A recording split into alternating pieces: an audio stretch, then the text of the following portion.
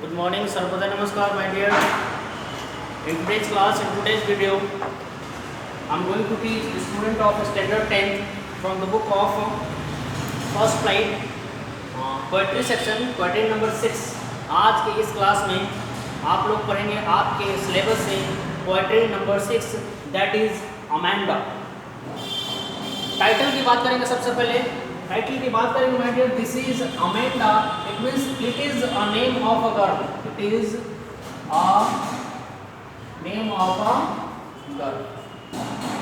Amanda एक character का नाम है इस लेसन में, एक लड़की का नाम है और इसी लड़की से रिलेटेड, इसी लड़की से बेस्ड एक पोम पढ़ेंगे आप इस लेसन में। लेसन में जाने से पहले I am going to give you the short introduction of the writer, of the present writer. Please focus. Present writer is who? Robin Klein. Robin Klein is the present writer of this lesson. He is an Australian author of books for children. Even she was born on 28th of February on 1936 in South Wales and now resides near Melbourne. She had her first short story published at the age of 16. Several of her books have been listed for CBCA Children's Books for the Year Award. Hating always across the galaxy, turn left and wash off the pool are some of her famous writings. After the introduction, I am going to tell you the central idea of this poem. Central idea इस poem का क्या है? ये generally हम या आप भी अपने घर में इस बात को फील करते होंगे। क्या बात, बस कैसी बात को फील करते होंगे? बात फील करते होंगे ये कि आपके घर में कोई छोटा बच्चा है, बहुत छोटा नहीं, 8 साल का, 10 साल का, 12 साल का, 15 साल का, 16 साल का, मतलब आपकी एज का भी बच्चा है।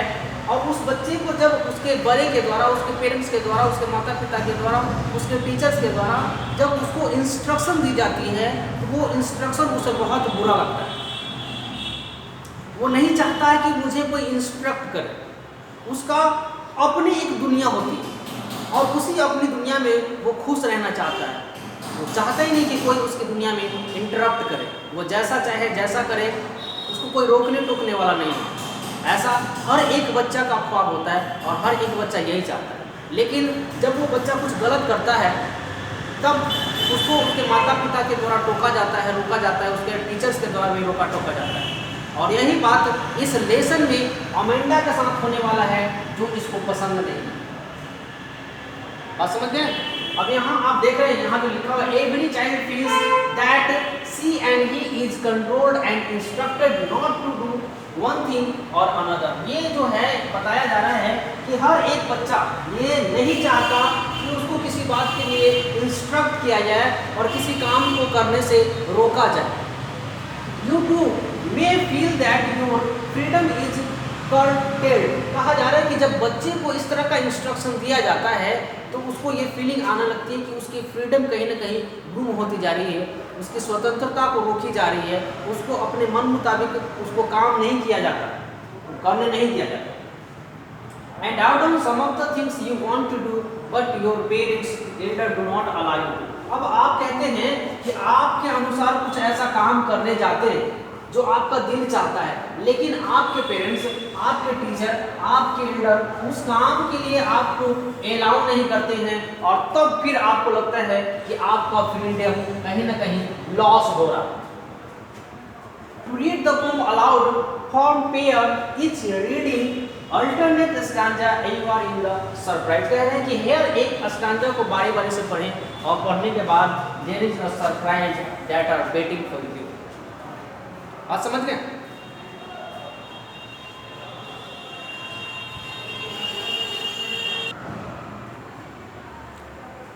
चलते हैं लाइन में, पोएम में लाइन बाय लाइन पर करते हैं इसका मैसेज क्या है। मैसेज तो आपने पढ़ लिया ऑलरेडी, लेकिन इसकी लाइन की मीनिंग को समझते हैं। In the first stanza of the poem, don't bite your nails Amanda, don't hunch your shoulders, Amanda. Stop that slothing and sit up straight, Amanda. अब इस स्टैंजा को कहने के लिए उसकी माँ ये बात कहती है। पूरे के पूरे स्टैंजा पढ़ेंगे तो उसमें आपको अमेंडा की मदर उसको इंस्ट्रक्ट करते हुए नजर आएगी। और इस पहले स्टैंडर्ड में उसकी माँ अमेंडा को इंस्ट्रक्ट क्या करती है कि अपने नेल मत चबाओ, अपने नाखून मत चबाओ, अपने शोल्डर्स को तन के बैठो, मतलब अपने शोल्डर को ऐसे ऐसे झुका के बैठते हैं ना, जैसे तैसे झुका के बैठ जाते हैं। और अमेंडा शायद ऐसे ही बैठी थी तो उसकी माँ ने उसे सीधा और स्ट्रेट रह के तन के बैठने को कहती है। इवन वो कहती है stop that slouching and sit up straight, Amanda. Amanda से कहते हैं कि लूज होकर इधर उधर झुक कर बैठने से अच्छा है कि स्ट्रेट बैठिए, सीधा बैठिए और टर्न कर बैठिए, इससे हमारे बॉडी लैंग्वेज स्ट्रेट होता है। बात समझ रहे हैं?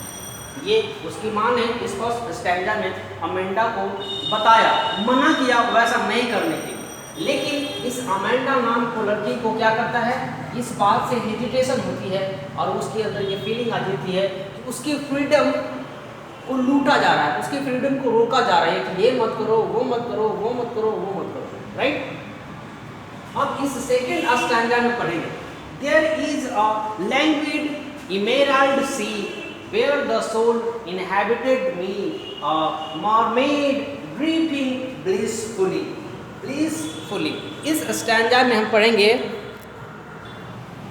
इस स्टैंजा में ये अमेंडा क्या करती है, अमेंडा बताती है कि अपनी माँ की बातों का ध्यान न करते हुए अपने सपने के संसार में खो जाती है और वह कल्पना करने लगती है। मतलब अमेंडा अपनी माँ की बातों को अनसुना कर देती है और अपने ख्वाब में डूबी हुई रहती है। इवन वो क्या कहती है कि एक शांत और पन्ने की तरह हरा और फैला हुआ जो समुद्र है और उसके पास एक टापू है, उस टापू पर अमेंडा को छोड़ आना चाहिए और वहाँ के निवासी न हो, वहाँ पर एक स्वच्छंद रूप से आनंद में एक जलपरी की तरह इधर उधर घूमती थी। यहाँ से अमेंडा अपनी फीलिंग को शेयर करिए कि उसको कोई भी रोके टोके नहीं और एक ऐसी जगह पर चली जाए जहाँ समुद्र हो और उसके हरे हरे नीले नीले पानी के बीच एक टापू हो और उस टापू पर वो घूमे फिरे, मौज मस्ती जो कुछ करना चाहे वो करे और उसको रोकने टोकने वाला वहाँ कोई नहीं। ये फीलिंग है अमेंडा की। इसके बाद नेक्स्ट स्टैंडर्ड की ओर बढ़ते हैं।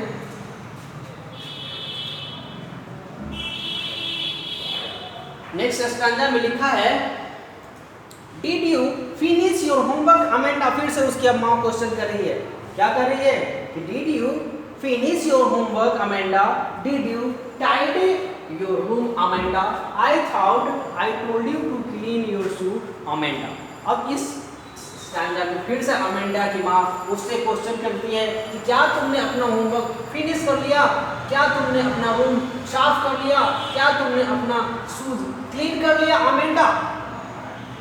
अमेंडा क्या जवाब देती है, I am an orphan roaming the street, I patterns of dust with my hushed bare feet, the silence is golden, the freedom is sweet, the silence is golden and freedom is sweet। देखिए क्या line बोल रही है, जब माँ ने उससे question किया कि क्या तुमने अपना होमवर्क कर लिया, क्या तुमने अपना रूम साफ कर लिया, क्या तुमने अपने शू को क्लीन कर लिया, तब ये लड़की क्या जवाब देती है, लड़की जवाब देगी, लड़की अपनी माँ को कोई जवाब नहीं देती है, लड़की अपने माँ को कोई जवाब नहीं देती है। अमेंडा अपनी माँ के किसी भी सवाल का जवाब नहीं देती है और फिर वो अपने कल्पना लोक में खोई रहती है, अपने सपनों की दुनिया में खोई रहती है। और क्या कहती है, कहती है कि वह कल्पना करती है, वो इमेजिनेशन करती है। और इमेजिनेशन कैसा करती है, जैसे कि वह एक अनाथ हो और गली गली घूम रही हो, जब वह अपने बिना शोर करने वाले नंगे पाँव से चलेगी तो उसके पैर नरम धूल पर डिजाइनदार नमूने बनाते चलेंगे, उसे अनुभव होता है कि शांति स्वर्णमयी और स्वतंत्रता से मधुर है। आपने सुना, ये ऑर्फन लड़की, सॉरी अमेंडा लड़की अपने आप को क्या कहती है? वो अपने आप को अनाथ बताती है और बताती है कि किसी स्ट्रीट पे वो रोम करती है, किसी स्ट्रीट पे वो घूमती रहती है और नंगे पांव घूमती है। नंगे पांव घूमने की वजह से वहाँ जो धूल पड़े हैं उस पर उसका फुटप्रिंट बनता है। क्या बनता है? फुटप्रिंट बनता है। तभी वो कहती है कि गोल्डन साइलेंस इज गोल्डन। जो हम चुप रहते हैं वो सुनहरा है। हम जो चुप रह के किसी बात को सुन लेते हैं वो सुनहरा है, लेकिन स्वतंत्रता आज़ादी बहुत मधुर है, बहुत मीठा है। इसके आगे वाले पैराग्राफ को चलते हैं।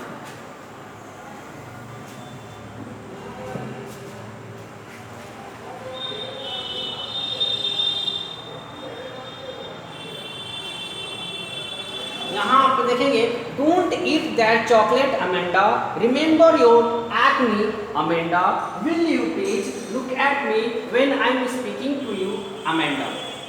यहाँ इस पैराग्राफ में फिर से उसकी माँ उसको कुछ करने से रोकती है और इस पैराग्राफ में, इस स्टैंजा में उसकी माँ उसे चॉकलेट खाने से रोकती है और उसे याद कराती है, उसे याद दिलाने की कोशिश करती है कि जब तुम चॉकलेट खाती हो तो तुम्हारे दांतों में एच होता है, तुम्हारे दांतों में दर्द शुरू हो जाता है। That is why you should not eat a lot of chocolate Amanda. और यहाँ पे फिर से कह रहे कि will you please look at मी, क्या तुम मुझे मेरी ओर देखोगी, क्या तुम मेरी आवाज को सुन रही हो अमेंडा। वो कोशिश कर रही है बोलने की, पूछने की, बार बार अमेंडा की माँ अमेंडा से पूछने की कोशिश कर रही है, लेकिन अमेंडा अपनी माँ की बातों को अनसुना करती है, उसकी बात का कोई जवाब नहीं देती है, बस अपनी दुनिया में, अपनी काल्पनिक दुनिया में खोई रहती है। आगे इस पैराग्राफ में आप फिर पढ़ेंगे कि यहाँ पे अमेंडा अपनी फीलिंग शेयर करती है। माँ के किसी भी सवाल का जवाब दिए बगैर वो अपनी दुनिया में खोई रहती है। जानते हैं इस स्टैंजा में अमेंडा क्या कहना चाहती है। अमेंडा इस पैराग्राफ में कहती है, I am Rapunzel, I have not a care, life is a tower in tranquil and rare, I will certainly never let down my bright hair. अब इस लाइन से, इस स्टैंजा से अमेंडा क्या फीलिंग शेयर करती है? कहती है कि फिर से अमेंडा अपने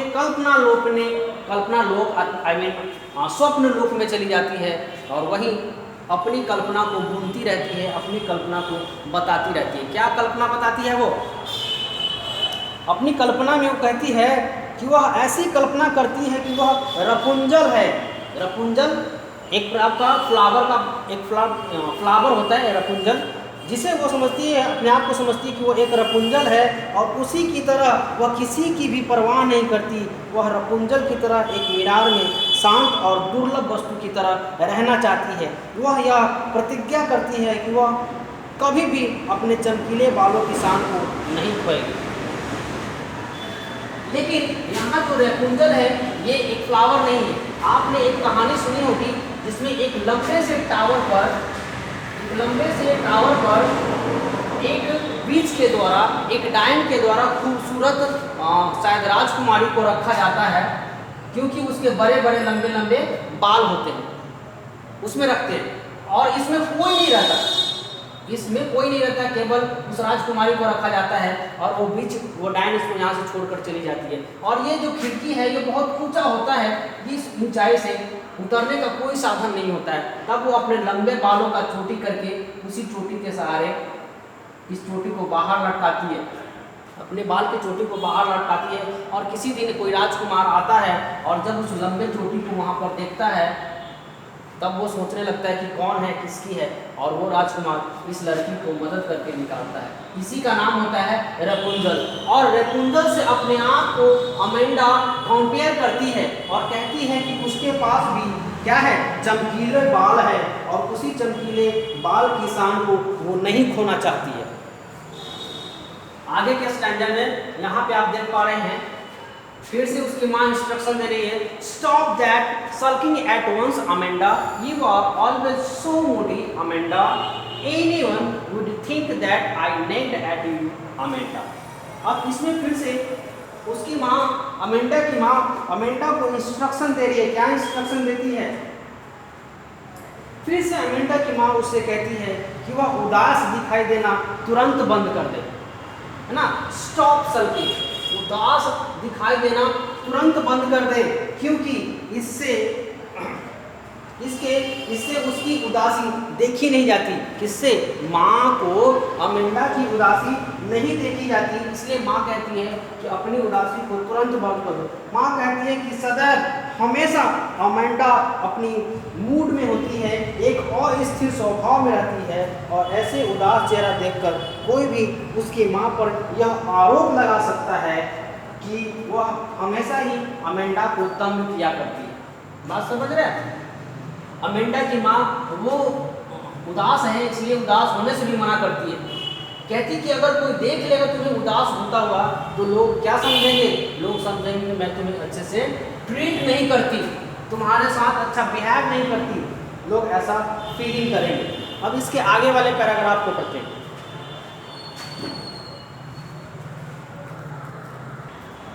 अब यहाँ आप देख पाते हैं कि आपका पोएम फिनिश हो गया।